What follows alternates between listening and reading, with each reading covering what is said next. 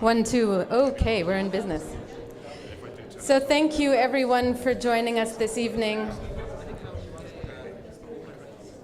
and for crowding into our small auditorium. Nice and cozy. That's the IRIN style.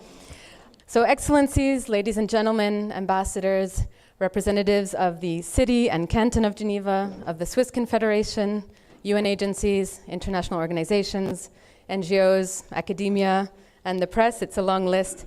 Thank you all very much for being here. It means a great deal to all of us. Welcome, bienvenue, bienvenidos, ahlan wa sahlan, as we say in Egypt. I'll stop there because those are the languages I know. My name is Heba Ali. Most of you know me. I'm the new director of IRIN, having recently been handed the baton from my dear friend and colleague Ben Parker, who you'll hear from later this evening. I will be guiding us through the next less than 2 hours or so before the party. We have quite a good lineup, so I know many of you will be eager for the drinks, but I hope we will entertain you in the meantime. If you're on Twitter, our handle is up on the PowerPoint, and I will leave the logistics at that. Today, we are officially opening our new independent headquarters in Geneva. This is the culmination of 2.5 years of hard work, of sweat, of tears, of a fair bit of stress, and an equal amount of adventure. IRIN, as you know, is a news service that focuses exclusively on humanitarian crises. But as you can see, our footprint is quite wide. We have a network of 200 journalists around the world who are covering the needs that are created by conflict, by natural disasters. Welcome. By displacement, and also the response to those needs. We try to fill gaps that are left by the mainstream media, which, as you know, has been in decline for the last 2 decades. Travel budgets are being cut, foreign bureaus are being closed, and increasingly it is difficult to find high-quality news in the international arena. So we are trying to fill that gap, but also to provide news of a different nature. We are in-depth, we are specialized. The editors you'll hear from later today are experts in their beat. We try to go beneath the surface, beyond superficial narratives, and to most of all amplify the voices who are most affected by crises. So most of you in this room are in one way or another trying to make the world a better place. We try to do that through our journalism. Our mission is to make humanitarian response more effective by providing information to decision makers that can help them make decisions that are more adapted to the local contexts, that are more preventative and less reactive, but also to keep them accountable as well. And I think you'll hear more about that later in the evening. So you'll see some of the photos on the screen of the things that we've been covering. In particular, we try to shine a light on forgotten crises and to keep certain issues that are less sexy, less geopolitically relevant on the radar. After 20 years as part of the UN, we decided in 2014 to try to spin off and become an independent organization. We were inspired by the potential, perhaps a little naive, and truth be told, I don't think we had any idea how difficult it would be. Over the last 2 years, we have introduced new content formats, a bolder editorial voice. We've launched a new website. We've recruited new staff. We've sought out a board of directors, many of whom are in the room tonight and who you'll have a chance to meet later tonight. We've established new financial and administrative systems. Our operations manager, Valérie, has been working very hard to do that. We've launched a new investigative reporting unit, which Ben is now heading up, and you'll hear about that as well. And we spent a lot of time fundraising. Some of our donors are in the room tonight. We'd like to say thank you to all of them. You are the reason we are able to do this work. But it's not easy, and we are in a very, very difficult marketplace. It's a time of crisis for the media sector. As many of you know, we're seeing both commercial and nonprofit media closing down by the day because of the challenges of the business model, but also a time of very strained resources in the humanitarian sector. So what we're doing is quite bold, and many people ask us, how on earth do you think you're going to survive? And our answer to that is that this team of people believes very deeply in what we do, and many people in this room and beyond also see value in this work and have stepped in to see it survive amid quite a bit of challenge. So I want to give a really heartfelt thank you to all of you for that. Producing original journalism from remote and far-flung places of the earth is expensive, it's difficult, and it can't compete in the marketplace. We do need donors to step up to the table if this kind of work is to continue. I will stop my sob story now and perhaps just give you a little tangible taste for those of you who are relatively new to IRIN of the work that we do. To put it in context, this was our first website back in 2001. When we started, we were actually sending our alerts out by fax. And so it gives you an idea of just how far IRIN has evolved. Whereas nowadays we're doing this kind of work, interactive data visualizations, and all sorts of new formats that many of you have been playing around with on the website. A very brief highlights reel now from some of our recent video work, and then we'll get on with the program. So, enjoy.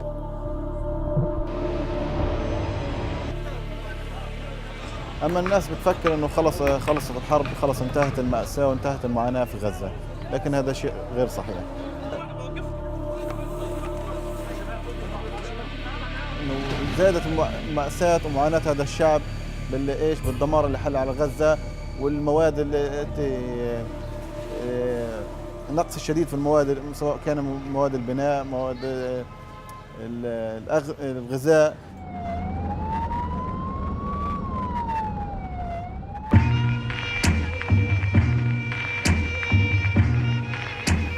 Ilikuwa siku ya Alhamisi, tulitoka hapa asubuhi saa 4, tukaenda mpaka police station.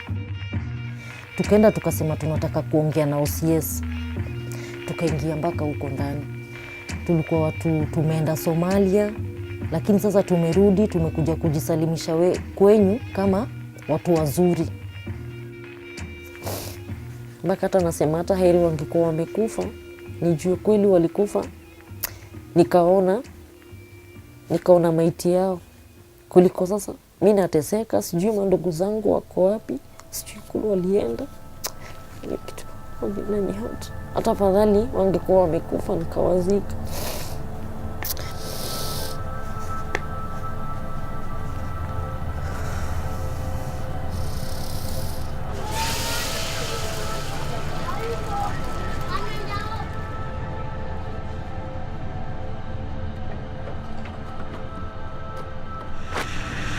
Kita tahu juga tidak ada juga penyesalan karena sebelum kita bikin kita tahu juga, tapi karena kita dalam keadaan terpaksa tidak ada pencarian, terpaksa kita laksanakan itu. Saya gunakan langsung modal karena kita belum pengalaman. Karena sementara di sini langsung mau masuk tenaga buang langsung pas itu. Karena saya dulu kiri kan.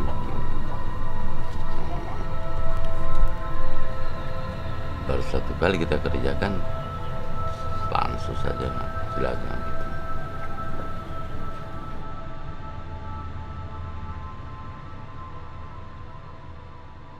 Our people now, seeing the war began, are very suffering. The kind of food, they have no food. They depend on meat only, and some people are having no cows. So they are now dying. So we're also calling for humanitarian aid to come and help our people so that they cannot be suffered. As now, as you see, the rain will come very soon. Their houses were destroyed. They have no place to live. So we also look for shelter also if there's. But the first thing to be done by international organization that they should bring food for these people so that they can survive. Without food, I don't think they can survive longer. They cannot survive longer.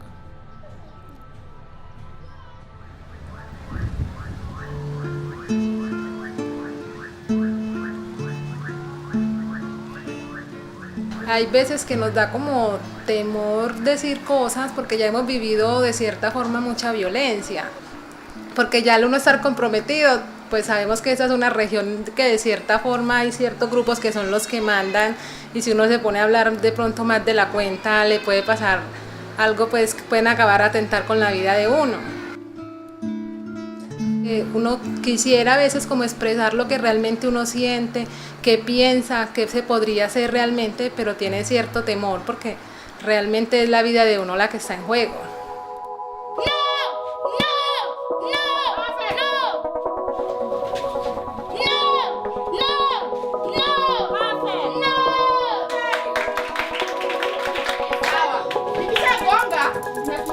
I teach self-defense against rape. Yeah, we empower women in order to defend themselves against rape.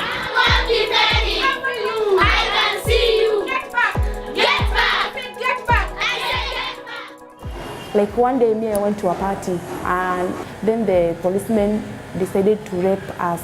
There were again 3 policemen. They raped us because I didn't have any skills. I was very afraid to report. I didn't report. I don't want to see other girls going through the way I went. I don't want to see other girls giving back to babies who doesn't have their fathers. Balance the ball, balance the ball. Balance the ball, balance the ball. No means no. No matter what he says, it's self-defense for girls.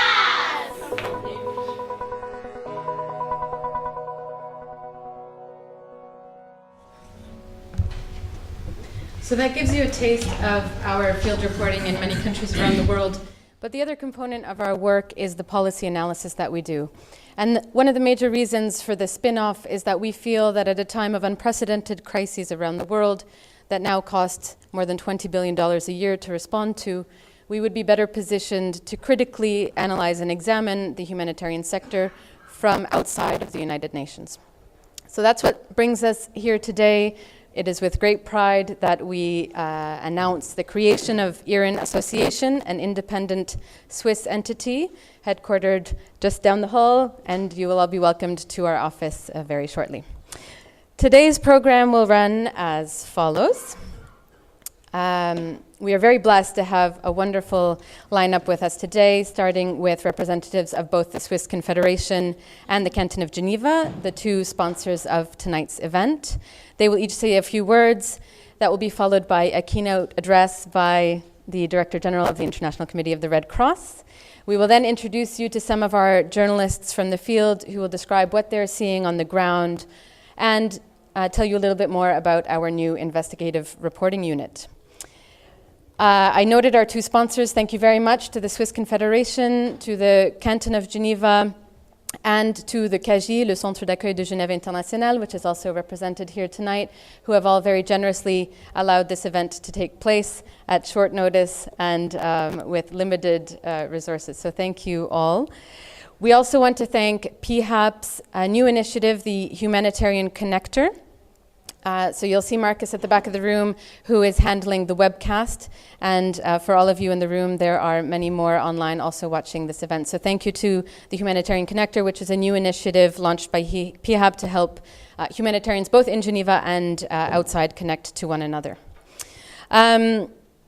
Before I introduce our first speaker, I'd like to note that our board members have come from quite far in some cases to be with you tonight. South Africa, New York, and I hope you'll be able to meet them later at the reception. So very briefly, Howard French sitting at the panel in the middle, Andy Martin, if you can stand in the front row, Marco Ferrari next to him, Sarah Pantuliano, Paula Frey, and Peter Buchart. Mark Bitter was not able to make it from the Philippines, but I believe he's watching online and says hello to all of you. In addition to the panelists who you'll be introduced to later, we have some of our staff in the room as well. So Valérie Cambour, our operations manager, Emmeline Booth, who's in the corner over there, Miranda Grant, who's running around with the camera, and again, hopefully mingling time to follow.